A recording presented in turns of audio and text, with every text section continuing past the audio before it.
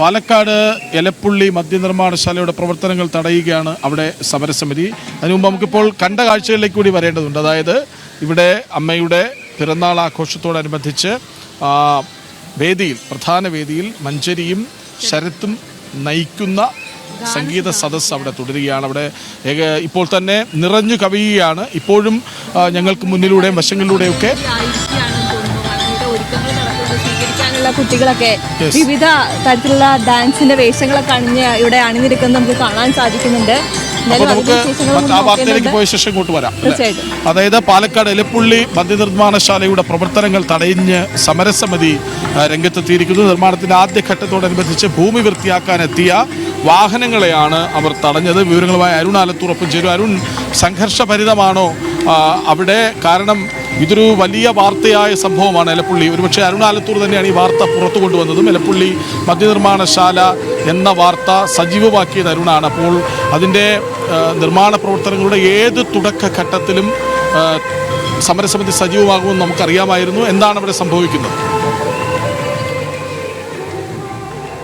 കൃഷ്ണരാജ സൂചിപ്പിച്ചതുപോലെ തന്നെ ശക്തമായ സമരമാണ് പാലക്കാട് എലപ്പുള്ളിയിൽ ഇപ്പോൾ കാണാൻ സാധിക്കുന്നത്. അതിരാവിലെ മുതൽ തന്നെ സമരസമിതി പ്രവർത്തകർ ഇവിടെ വാഹനങ്ങളും മറ്റും തടഞ്ഞിരിക്കുകയാണ്. അതായത് മണ്ണുമാന്തി യന്ത്രം ഉൾപ്പെടെ ഈ എലപ്പുള്ളിയിൽ മദ്യനിർമ്മാണശാലയുടെ പ്രാരംഭഘട്ടത്തിന്റെ ഭാഗമായി അവിടുത്തെ ഭൂമി നിരപ്പാക്കുന്നത് ഉൾപ്പെടെയുള്ള കാര്യങ്ങളിലേക്ക് കടക്കാൻ വേണ്ടി എത്തിയ വാഹനങ്ങളൊക്കെ തടഞ്ഞാണ് ഇപ്പോൾ സമരസമിതിയുടെ നേതൃത്വത്തിൽ പ്രതിഷേധിക്കുന്നത്. എലപ്പുള്ളിയിലെ ഗ്രാമപഞ്ചായത്ത് പ്രസിഡന്റ്, മറ്റ് മെമ്പർമാർ, BJPയുടെ ഉൾപ്പെടെ മെമ്പർമാർ ഉൾപ്പെടെ അടങ്ങുന്ന സമരസമിതി അംഗങ്ങളാണ് ഇപ്പോൾ വലിയ പ്രതിഷേധവുമായിട്ട് ഇവിടെ നിൽക്കുന്നത്.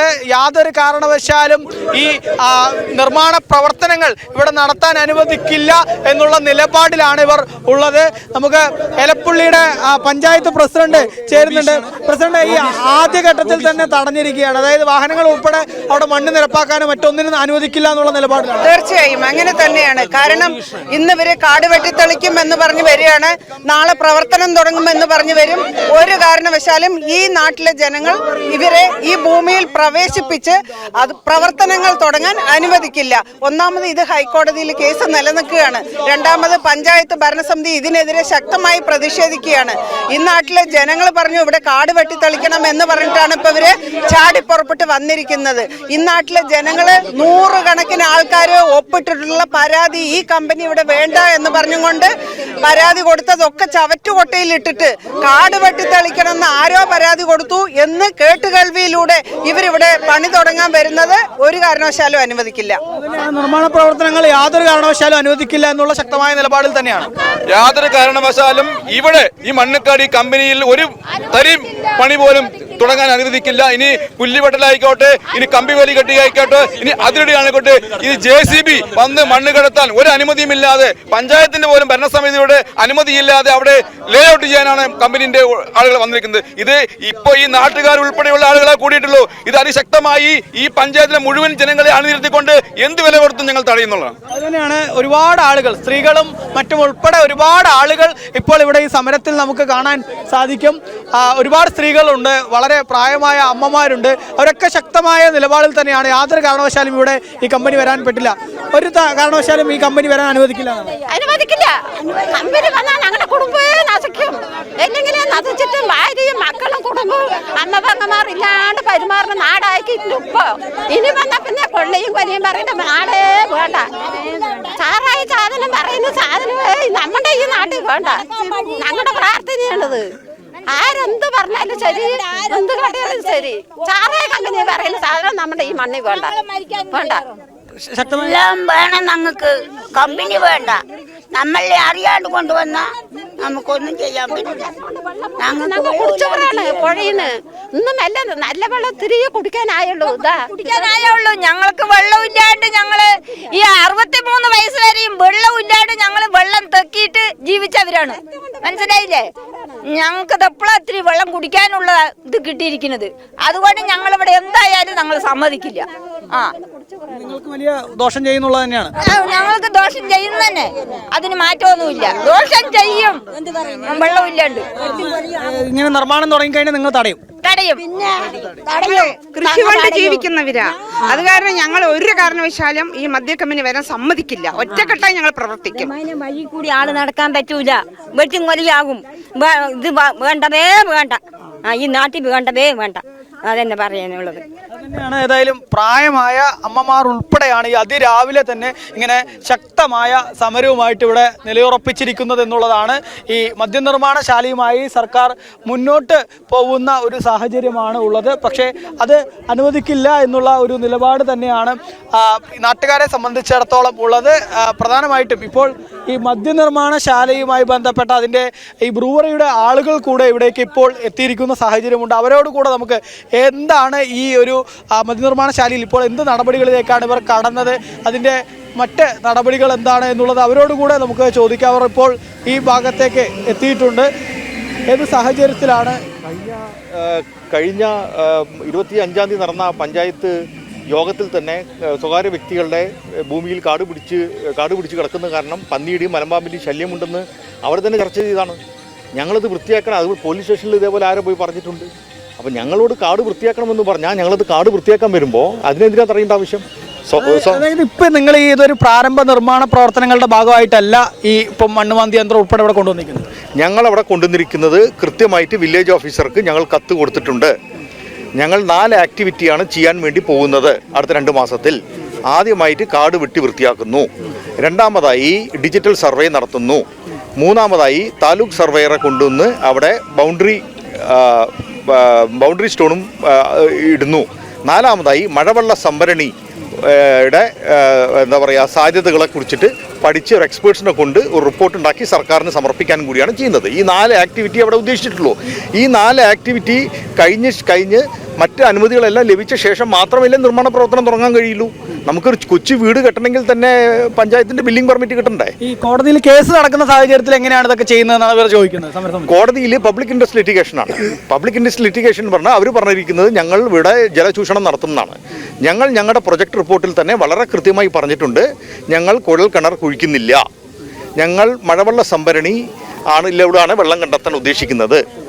ഞങ്ങൾ എന്താ പറയുക അതിലേക്കുള്ള പഠനമാണ് ഇപ്പോൾ നടത്തിക്കൊണ്ടിരിക്കുന്നത്. ഇപ്പോൾ ഈ പ്രതിഷേധങ്ങൾ ഉണ്ടാകുന്ന സാഹചര്യത്തിൽ നിങ്ങൾ ഇതുമായി മുന്നോട്ട് പോകാൻ തന്നെയാണ് തീരുമാനം. നിങ്ങളുടെ ഒരു തീരുമാനം എന്താണ്? ഞങ്ങളുടെ തീരുമാനം ഞങ്ങൾ സർക്കാരിനെ അറിയിച്ചിട്ടുണ്ട്. അല്ലെങ്കിൽ വ്യവസ്ഥാപിത മാർഗത്തിലൂടെ ബന്ധപ്പെട്ട അധികാരിമാർക്ക് കത്ത് കൊടുത്തിട്ടുണ്ട്. കത്തുമായി അവർ തരുന്ന അനുമതിക്കനുസരിച്ചാണ് ഞങ്ങൾ മുന്നോട്ട് പോകുന്നത്.